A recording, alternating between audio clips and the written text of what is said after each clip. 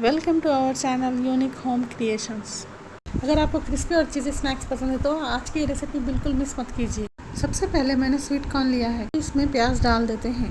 प्याज से पकौड़ों का टेस्ट और क्रंच दोनों भी अच्छा हो जाता है। अब इसमें मैंने हरी मिर्च और हरा धनिया डाल दिया है। अब इसमें थोड़ी सी कसूरी मेथी डाल दें।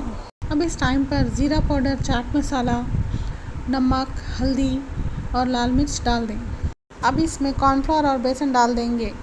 सबसे पहले इन सारे ड्राई इंग्रेडिएंट्स को अच्छी तरह मिक्स कर लीजिए ताकि सारे मसाले और बेसन कॉर्न के साथ बराबर कोट हो जाएं। अब थोड़ा थोड़ा पानी डालते हुए एक टाइट मिक्सचर तैयार कर लेते हैं। ध्यान रहे बैटर ज़्यादा पतला ना हो, इतना होना चाहिए कि कॉर्न और बाकी इंग्रेडिएंट्स अच्छी तरह से कोट हो जाएं।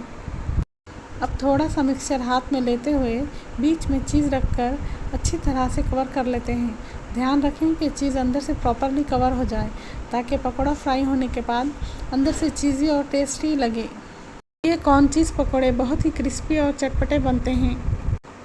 इनका टेस्ट शाम की गर्मा गर्म चाय के साथ और भी बढ़ जाता है। एक परफेक्ट इवनिंग स्नैक्स के लिए ये रेसिपी ज़रूर ट्राई कीजिए। ऐसे ही और easy recipes, cutting and stitching tutorial और नए नए डिज़ाइंस सीखने के लिए हमारे चैनल को ज़रूर चेक करें। चैनल को सब्सक्राइब करना ना भूलें। अब कॉर्न चीज़ पकौड़ा फ्राई करने के लिए ऑयल को मीडियम गरम कर लेते हैं।